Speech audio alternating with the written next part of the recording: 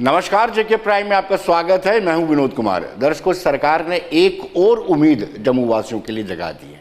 खुद divisional commissioner doctor Raghav लंगर octroi post पर जाते हैं और ये वादा करते हैं कि जल्द ही इसको और डेवलप किया जाएगा, टूरिस्ट के लिए डेवलप किया जाएगा और बाघा बॉर्डर की तर्ज पर यहाँ पर बीटिंग द रिट्रीट भी होगी। एक और उम्मीद जगी।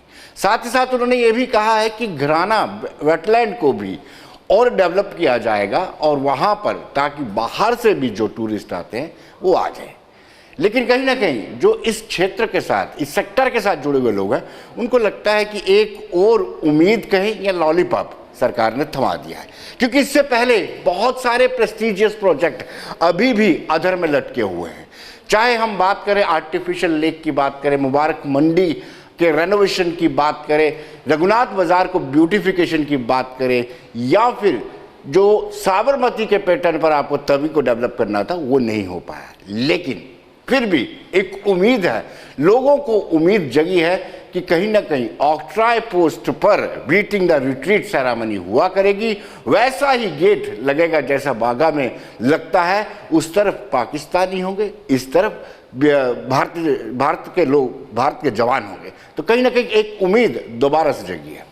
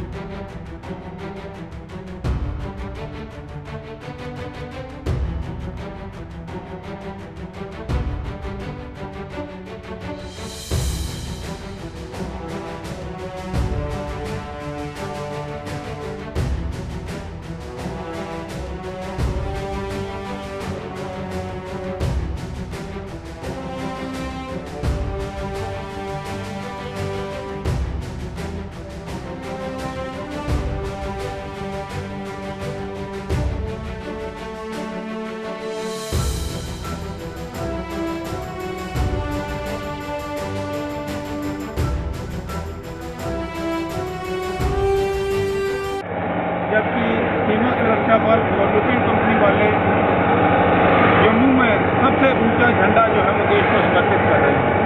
ये एक टूरिस्ट स्पॉट है। हम चाहते हैं कि ज़्यादा से ज़्यादा टूरिस्ट यहाँ पर विजिट करें और एक शांति का माहौल जो है वो बना के रखें। काफ़ी तैयारी भी होती है और मुश्किल है। हम झंडे की सुरक्षा में प्रतिबद्ध हैं। कोई भी तारीख होगी तो हम अपने झंडे को बचा के रखेंगे। इसके ऊपर किसी किस्म का हमला नहीं है। Thank you. बहुत बड़ी उपलब्धि है, बहुत खुशी का क्षण है कि सीमा सुरक्षा बल ने और लुपिन कंपनी वालों ने इस स्थान को चुना है। ये टूरिस्ट स्पॉट है।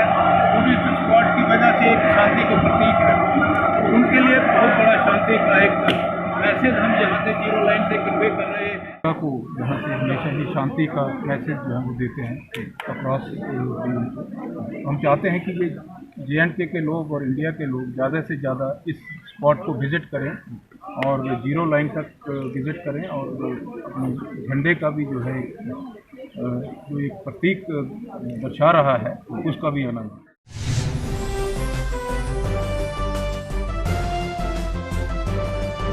दर्शकों, कुछ रोज पहले ऑक्ट्रॉय पोस्ट पर सबसे ऊंचा झंडा लगाया गया था।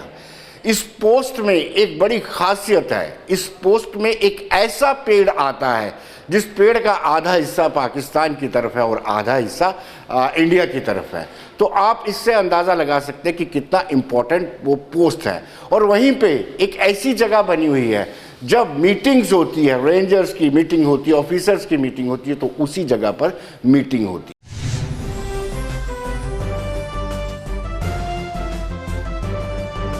देखो जी, मेरा कहने का मकसद ये है कि अगर बाघा बॉर्डर की भी तरह बन जाए तो फायदा व्यापार का लोगों का क्या होगा। लोग यहाँ पर व्यापार तो कर ही नहीं सकते, ना को करने देगा। जो भी जाएंगे बिल्कुल साइलेंट बैठेंगे, साइलेंट आएंगे, साइलेंट से चलेंगे। कोई ये तो ये नहीं है कि एक दूसरे से मिल सकेंगे कि देखो व्यापार का सामान ले सकेंगे, वो तो कोई ऐसी बात है ही नहीं है, क्योंकि पाबंदी है। देखो बाघा बॉर्डर का मैंने पहले भी आपसे जिक्र किया है कि बाघा बॉर्डर है जो वो पीसफुल बॉर्डर है। जम्मू कश्मीर जो बॉर्डर है ये डिस्प्यूटर बॉर्डर है। यहाँ पर ना तो पाकिस्तान वाले मेरे ख्याल में ऐसा कुछ बनाने देंगे और ना ही कुछ ऐसा होगा। हमें तो इसका कोई भी एक नए पैसे का भी फायदा नहीं हो सकता।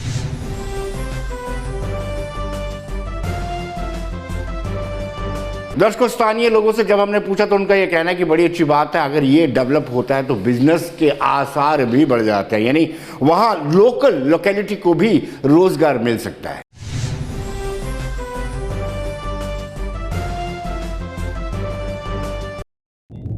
जहाँ पे बॉर्डर एरिया का जो दौरा किया है और उसमें बताया गया कि जहाँ पे जो टूरिज़्म स्पॉट्स हैं उसकी तर्ज पे ये डेवलप होगा बॉर्डर एरिया। जैसे कि बागा बॉर्डर की तर्ज पे रीट्रीट सेरेमनी होती है, जहाँ पे भी रीट्रीट सेरेमनी होगी। ये एक बहुत ही अच्छा कदम है। हम इसके लिए डॉक्टर राघव लंगर जी का बहुत धन्यवाद करते हैं कि उन्होंने इस प्रोजेक्ट को और तेज़ी लाने में जो अपना रुचि दिखाई है।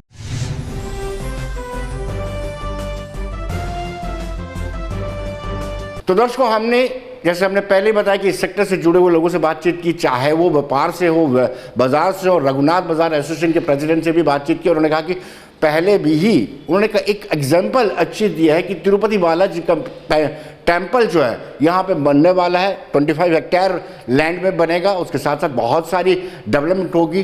तो कहीं ना कहीं अगर ये ऑक्ट्रॉय पोस्ट को भी बीटिंग द रिट्रीट की तर्ज पर बनाते हैं तो कहीं ना कहीं लोगों का आगमन जरूर होगा।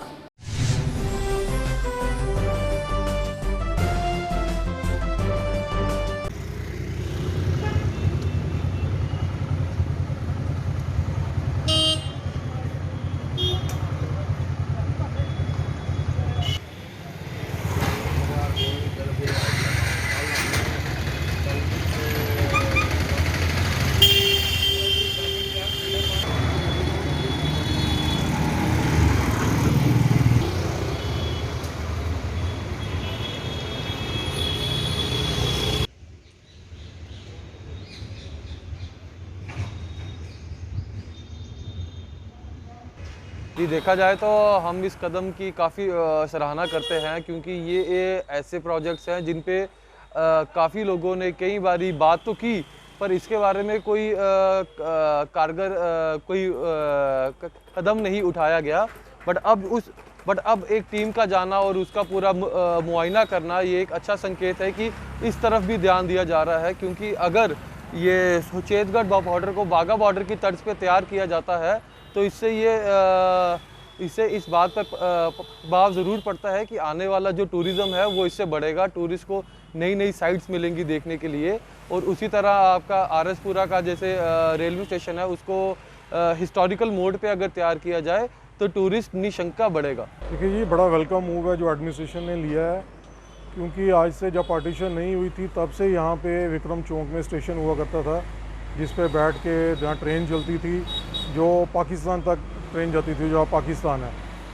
तो अब इन्होंने इसको, ये एक हमारी धरोहर है, एक हेरिटेज है, और अब इन्होंने प्लान किया है कि उसको स्टेशन भी बनाया जाएगा और साथ में जो यहाँ पे वाघा बॉर्डर की तर्ज पे यहाँ पे सुचेतगढ़ बॉर्डर को डेवलप किया जाएगा। और मैं इसके लिए एडमिनिस्ट्रेशन का बड़ा धन्यवाद करता हूँ कि उन्होंने ये जो स्टेप उठाया है, और आशा करता हूँ कि इसको जल्दी से जल्दी कंप्लीट किया जाए, ताकि जो जम्मू जो हमारा शहर है, जो पहले एक टूरिज़्म का एक हब हुआ करता था, लेकिन कुछ टेररिज्म की वजह से और फिर ट्रेन कटरा जाने की वजह से इसको थोड़ा सा पीछे होना पड़ा।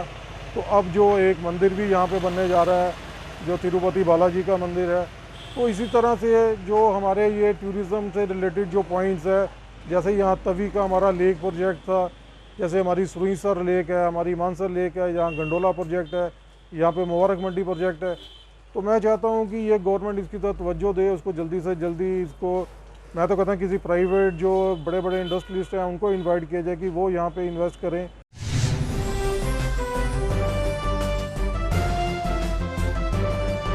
दर्शकों, जैसे कि हम सब जानते हैं कि बाजार, जम्मू का बाजार का काम जो है अब आहिस्ता आहिस्ता ख़त्म होने के कगार पर है, क्योंकि जब यात्रा या ट्रेन यूँ कहे कि उधमपुर और कटरा चलेगी, उसके बाद से यात्री सीधे कटरे जाते हैं, कटरा से ही वापस निकल जाते हैं। पहले जितने करीब 1 करोड़ के करीब माता वैष्णो के भक्त आते हैं सालाना, और कम से कम मैक्सिमम जो है जम्मू से होकर के जाते थे, क्योंकि वो रघुनाथ बाजार से शॉपिंग करते थे और साथ ही साथ श्री रघुनाथ मंदिर में माथा भी टेकते थे। लेकिन अब वो ख़त्म हो गया। अब कुछ ऐसी चीज़ें जो जैसे मैंने पहले प्रेस्टिजियस प्रोजेक्ट के नाम लिए, उनको डेवलप करने की ज़रूरत थी। लेकिन अब अगर ऑक्ट्राय पोस्ट पर डेवलप किया जाता है, सुचेतगढ़ बॉर्डर को डेवलप किया जाता है, तो कहीं ना कहीं उनको रोका जाए।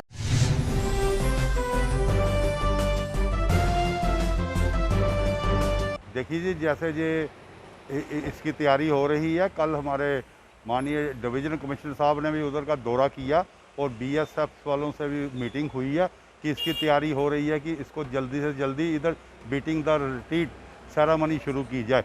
ये एक बड़ा अच्छा कदम है। इससे क्या होगा, एक जम्मू में टूरिज्म भी बढ़ेगा और जो आएगा वो जो जम्मू में आएगा वो ये परेड भी देखने जाएगा, जैसे जब बाघा बॉर्डर पे होती है, ऐसे ये सुचेतगढ़ में भी लोग जाएंगे परेड देखना। ये एक बड़ा अच्छा कदम है। मैं माननीय राज्यपाल साहब का भी धन्यवाद करता हूं और division commissioner Jammu doctor Raghav Langer ji का भी धन्यवाद करता हूं, जो इस पे मेहनत कर रहे हैं।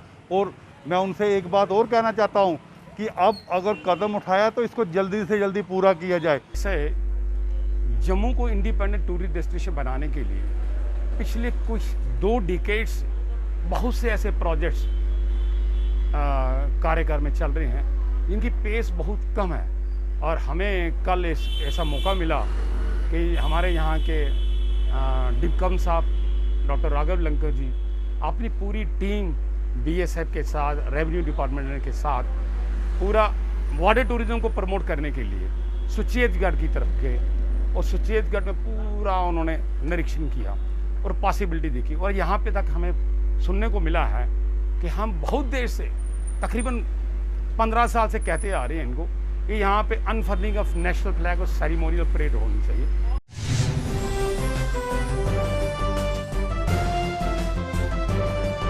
दर्शकों, इस वक्त टैक्सी यूनियन का काम भी पूरी तरह से सफ़र कर रहा है, लेकिन उनको उम्मीद है कि अगर इस तरह के प्रोजेक्ट बनते हैं और सरकार ईमानदाराना तरीके से उसको गति दे करके बनाती है तो राहत ज़रूर मिल सकती है।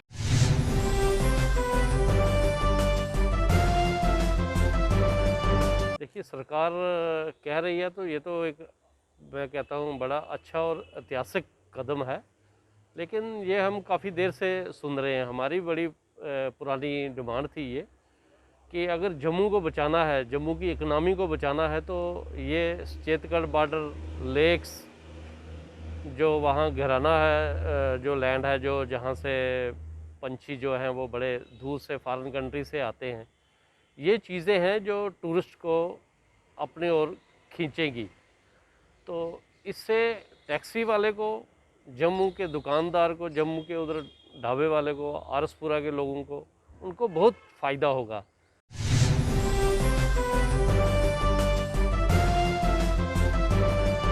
दर्शकों, हमने बात की ऑक्ट्राय पोस्ट सुचेतगढ़ की और साथ साथ की घराना वेटलैंड की। अब हम बात करेंगे बाबा चमल्याल की।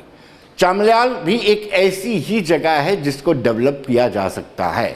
चमल्याल में हर साल मेला लगता है, पाकिस्तान से लोग भी आते हैं और जम्मू से श्रद्धालु भी आते हैं और वहाँ पर बने तालाब के बीच में नहाते हैं। उस तालाब का एक अपना महत्व है। जिसको चर्म रोग होगा, अगर तालाब में नहाता है तो उसका चर्म रोग ठीक हो जाता है। अब वहाँ पर बाबा चमल्याल कमेटी के लोगों ने भी ये डिमांड किया कि अगर ऑक्ट्राय पोस्ट को डेवलप किया जा सकता है तो यहाँ पर भी इसको भी डेवलप करने की ज़रूरत है। उन्होंने कहा कि इसको टूरिज़्म के नक्शे में लाने की ज़रूरत है। अगर टूरिज़्म में नक्शे में लाया जाता है तो एक इसका जो इम्पैक्ट है वो पड़ सकता है।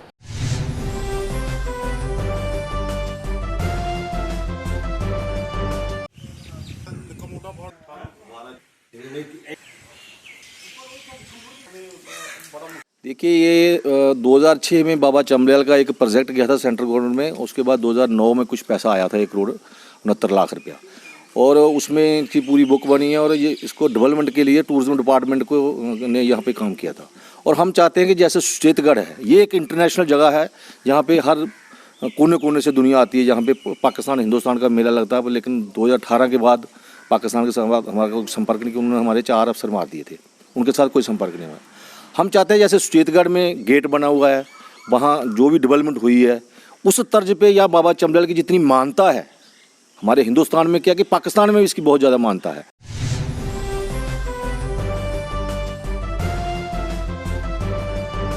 दर्शकों ने डिमांड की है कि इसको दोनों लिहाजों से इसको डेवलप किया जाए। एक तो मेडिकली इसका बड़ा महत्व है, जो स्किन की डिजीज़ होती है इसमें नहाने से ठीक होती है, उसको भी इम्पोर्टेंस दी जाए और साथ ही साथ टूरिज़्म के लिहाज से भी इसको डेवलप किया जाए।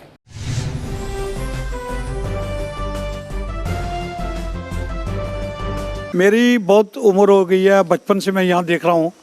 जितनी यहाँ की जगह की मान्यता है, खासकर हमने खुद देखा अपने रिलेटिवों को भी, यहाँ लाखों रुपए लगाकर भी लोग ठीक नहीं होते हैं। दिल्ली तो चंडीगढ़, जहाँ बहुत दूर दूर बॉम्बे वगैरह भी ले जाते हैं बीमारी वालों को, चंबल के रोग हैं खासकर, यहाँ फ्री में ठीक होते हैं। एक बात। दूसरी, धार्मिक आस्था मैं समझता हूँ इतनी हमारे भारतीयों में नहीं है जितनी पाकिस्तान वाले लोगों के। आपने पिछले मेले देखे नहीं है, क्योंकि अगर आप देखते हो तो आप ये समझते कि वाकई ये कोई वाकई जगह है। लाखों की भीड़ होती है दोनों साइड पे। एक दूसरा, पूरे हमारे जम्मू कश्मीर में इतना किसी जगह की मान्यता नहीं है जितनी हमारे बाबा चाम्बलियाल की है। 2010 से हमने ये बाबा चाम्बलियाल का जो एडमिनिस्ट्रेशन ने टेक ओवर किया था, तब से यहाँ का मैं चेयरमैन हूँ। और इसके बीच में डेवलपमेंट तो काफ़ी हुआ, मगर दूसरी तरफ जो टूरिस्ट आने का जहाँ कोई बंदोबस्त नहीं हुआ। सबसे मेन रोड है, मगर यहाँ के ट्रांसपोर्ट का साधन नहीं। जो टूरिस्ट यहाँ आता है वो अपने खर्चे पे आता है, और जहाँ तो जो कमेटी है वो उसका लुक आफ्टर करती है, मगर जो गवर्नमेंट की तरफ से होना चाहिए वो वैसा नहीं है। जैसा हमारा पीछे है ये बाबा सिद्ध गौरिया है, जहाँ हर संडे को हज़ारों की संख्या में लोग आते हैं।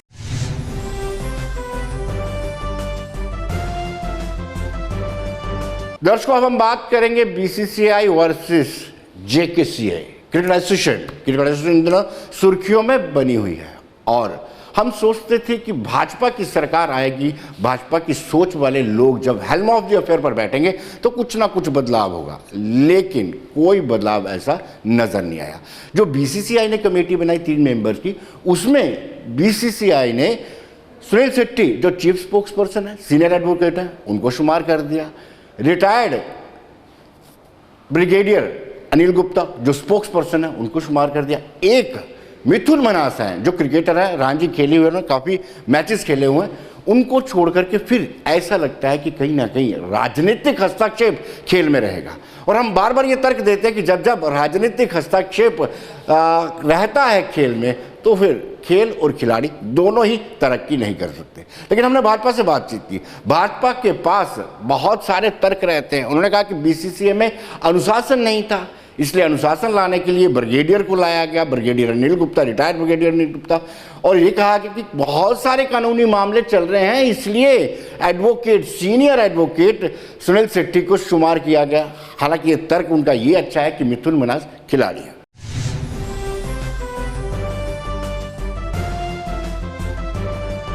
देखिए, इसे आप इस एंगल से तो नहीं देख सकते कि पॉलिटिकल लोगों का कोई इन्फ्लुएंस रहा है, क्योंकि अगर आप जेकेसी के थोड़े से इतिहास को खंगालते हैं तो आप देखिए 2011-12 में 112 करोड़ रुपया जब जेकेसी को मिला था, उसमें से 43 करोड़ रुपए का तो आज तक पता नहीं चल रहा, जिसके कारण फारूक साहब के ऊपर कितनी इंक्वायरियाँ हो चुकी हैं। तो ये सारा सिस्टम जेकेसी का है वो बिगड़ा हुआ है। मुझे लगता है जिस टाइप की टीम अब दी गई है जेकेसी को, उसके अंदर आप सबसे पहले चीज़ देखिए, सबसे पहला नाम आता है मिथुन मनास जी का, जो कि एक प्रोफेशनल क्रिकेटर है, जिन्होंने क्रिकेट के मापदंड में काफ़ी नाम कमाया है। उसके बाद दूसरा नाम अगर आप देखें तो सुनील शेट्टी जी का दिया जा रहा है, जो जाने माने वकील है, क्योंकि जेकेसी अभी तक कुछ ऐसे लीगल मैटर्स में भी उलझी हुई है जहां पर एक अच्छे वकील का होना बड़ा ज़रूरी है। और सुनील शेट्टी जी जैसे जो शख्सियत हैं अपनी अगर सेवाएं दे रहे हैं तो ये भी अपने आप में बहुत बड़ी बात है। फिर कहीं ना कहीं मुझे लगता है जेकेसी में डिसिप्लिन की काफ़ी कमी रही है, जिसके कारण इनडिसिप्लिन वहाँ क्रिएट हुआ था। तो ब्रिगेडियर साहब जैसी शख्सियत, ब्रिगेडियर अनिल गुप्ता जो आर्मी से रिटायर हुए हैं, फौजी आदमी हैं, एक ईमानदार आदमी है, उनकी प्रेजेंस इस डिसिप्लिन को क्रिएट करने में हमारी मदद करेगी। तो ऐसी टीम जो है आज तक कभी भी एडमिनिस्ट्रेशन के लिए नहीं दी गई है। तो इसको आप इस एंगल से ना देखें कि ये पॉलिटिकल टीम है कि नहीं है, आप ये देखें कि किस टाइप का चयन किया गया लोगों का। इन सब लोगों का कम्बिनेशन जब बनता है तो जेकेसी ये बेस्ट परफॉर्म करेगी, ये एश्योरेंस मैं लोगों को और खासकर अपने क्रिकेट प्लेयर्स को देना चाहता हूँ।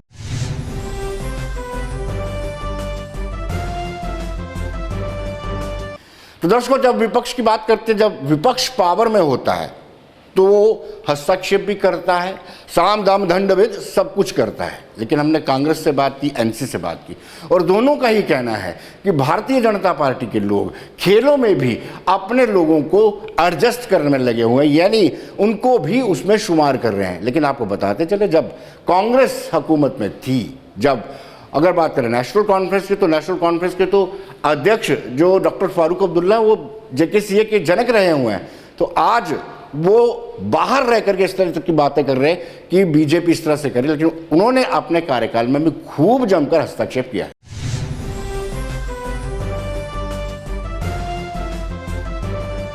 कि भारतीय जनता पार्टी की सरकार में पिछले कुछ गत वर्षों से जिस तरह से संस्थानों में उनका हस्तक्षेप बढ़ा है वो निंदनीय है। चाहे वो बीसीसीआई हो, चाहे वो अनुराग ठाकुर की नियुक्ति हो, चाहे वो जय शाह जो अमित शाह जी के सुपुत्र हैं, हमारे होम मिनिस्टर जी, उनकी नियुक्ति हो, ये सारी नियुक्तियां निंदनीय हैं। और जिस तरह से कल बीसीसीआई द्वारा जेकेसीए में, जम्मू कश्मीर क्रिकेट एसोसिएशन में भारतीय जनता पार्टी के 2 प्रवक्ताओं की नियुक्ति की गई, सुनील सेठी जी और अनिल गुप्ता जी, वो मैं उनका कड़ा पुरजोर विरोध करता हूं और ये निंदनीय है। ऐसा जान पड़ता है कि भारतीय जनता पार्टी इन नियुक्तियों के साथ बीसीसीआई को भी प्राइवेट लिमिटेड बनाना चाहती है और भारतीय जनता पार्टी इस देश के जितने भी संस्थान हैं उनको Bharatiya Janata party private limited बनाना चाहती है। असल में जो खेल कूद है वहाँ तो एक्सपर्ट्स होने चाहिए, जो खेलों से ही, जिनका ताल्लुक़ खेलों से हो, चाहे वो हॉकी हो, क्रिकेट हो। लेकिन क्रिकेट एक ऐसी गेम है कि जिसमें सियासी लोग हमेशा होते हैं, और अब चूँकि जब तब्दीली आई थी 2014 के बाद, तो हमको लगता था कि शायद ये जो मौजूदा गवर्नमेंट है, शायद इस मामले में, बहुत से मामलात में ये इनका सोच अलग था। तो हम ये समझते थे कि शायद अब ये क्रिकेट एसोसिएशन में, और पर्टिकुलरली जम्मू कश्मीर के क्रिकेट एसोसिएशन में, सियासी लोगों को शामिल नहीं करेंगे।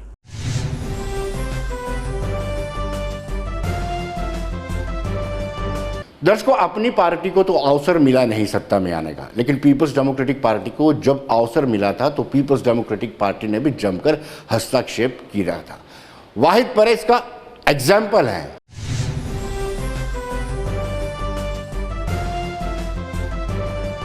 देखिए, जिस तरह से ये चलन है, जो स्पोर्ट्स की फेडरेशंस हैं और उनमें जो राजनीतिक पृष्ठभूमि के लोग हैं उनको लिए जाना, उनको अध्यक्ष बनाना, ये बहुत पुराना चलन देखने में आ रहा है। और उम्मीद ये की जाती थी कि भारतीय जनता पार्टी की सरकार आने के बाद कुछ बदलाव होगा, उसमें जो स्पोर्ट्स से रिलेटेड लोग हैं उन्हीं को आगे लाया जाएगा, क्योंकि वो उस खेल की समझ रखते हैं, वही उसका बढ़ावा जो है कर सकते हैं। पर दुख की बात यह है कि इस सरकार में आने के बाद में हमने देखा जिस तरह से दुनिया का जो सबसे पावरफुल क्रिकेट का और सबसे अमीर संगठन है बीसीसीआई जिसको बोलते हैं, उसमें जो गृह मंत्री हैं उनके बेटे को शामिल किया गया, जो हिमाचल के चीफ मिनिस्टर थे धूमल साहब, उनके बेटे को शामिल किया गया। और उसी की कड़ी में आज हम ये देख रहे हैं कि जम्मू कश्मीर में भी जो बीसीसीआई का गठन हुआ है उसमें पार्टी के कार्यकर्ताओं को, एक मिथुन मन्हास जी को छोड़ के जो बाकी 2 लोग लिए गए हैं, वो उनका क्रिकेट से दूर दूर से कोई लेना देना नहीं है। देखिए जी, जो इस वक्त जो आज कल ये न्यूज़ आई है कि भाई जेके क्रिकेट एसोसिएशन के लिए एक कमेटी बनाई गई है, बड़े अफसोस से कहना पड़ता है कि जो कल तक अपने आप को बड़ा ट्रांसपेरेंट, साफ और शफाफ, करप्शन फ्री और पक्षपात और पार्टी के बढ़ावे के लिए एक तरफा कार्रवाई करने के बारे में बात करते थे कि भाई यहाँ जम्मू एंड कश्मीर में क्रिकेट एसोसिएशन में बड़ा स्कैंडल हुआ, पॉलिटिकल अपॉइंटमेंट हुई। तो आज क्या हुआ? आज बीजेपी ने भी तो वही किया। आज सरकार तो आपकी है, और आज जो आप ये रेवड़ियाँ बांट रहे हो आपस में, हमें किसी इंसान से पर्टिकुलर उस इंसान की शख्सियत से कोई दुश्मनी नहीं, आज आपने कोऑर्डिनेटर बना दिया जी, अपना स्पोक्स पर्सन, एक स्पोक्स पर्सन को कोऑर्डिनेटर बना दिया बीजेपी ने, दूसरे स्पोक्स पर्सन को आपने बना दिया मेंबर। तो ये किस किस्म की कमेटी है? कल तक तो आप बड़ा जोर करते थे कि यहाँ पॉलिटिकल अपॉइंटमेंट ऐसी जो नाजक कमेटी एसोसिएशंस हैं, क्रिकेट एसोसिएशन जो है उसमें इस तरह से अपॉइंट बैकडोर नहीं होनी चाहिए।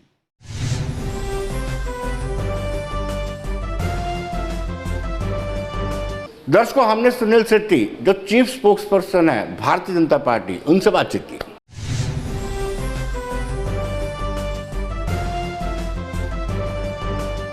क्रिकेटिंग एक्टिविटी जो है वो जम्मू कश्मीर स्टेट में बढ़े।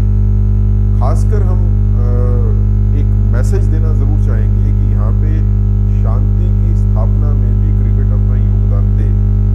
वो यूथ जो है उसको हम वायलेंस से मोड़ के सपोर्ट्स के माध्यम से शांति की तरफ लाना चाहिए। और इसके साथ ही जो डिसऑर्डर है यहाँ पे जेकेसी का, उस डिसऑर्डर को दूर करना है। इलेक्शंस जो हैं वो एक प्रॉपर माहौल में हो और जिन लोगों को हक है वोट डालने का उनको ही हक मिले, ताकि एक रिप्रेजेंटेटिव बॉडी जो है वो जेकेसीए की बन के आए जो जेकेसीए का कंट्रोल फर्दर करे। दूसरी बात कि पॉलिटिकल इन्फ्लुएंस की अगर आप बात करते हो तो जो जेकेसीए में पॉलिटिकल इन्फ्लुएंस जो है उसकी पॉसिबिलिटी इसलिए नहीं है कि सुप्रीम कोर्ट ने काफ़ी हद तक जो है ये डिफाइन कर दिया है कि स्पोर्ट्स बॉडीज़ में पॉलिटिकल जो लीडर्स हैं एक लेवल के, कोई मिनिस्टर है तो वो स्पोर्ट्स बॉडी को हेड नहीं कर सकता, लेकिन अगर कोई मिनिस्टर नहीं है तो वो कर सकता है, उसमें कोई दिक्कत नहीं है।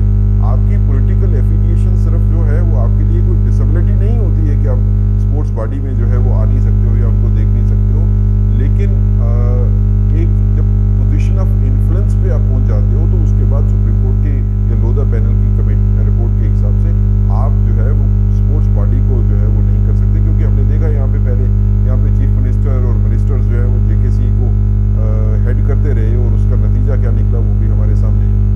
तो मुझे लगता है कि आने वाले वक्त में ये लोधा पैनल के बाद जो डेवलपमेंट हुई है उससे काफ़ी हद तक जो है स्पोर्ट्स एसोसिएशन जो है वो बेहतर काम करने की कोशिश करें।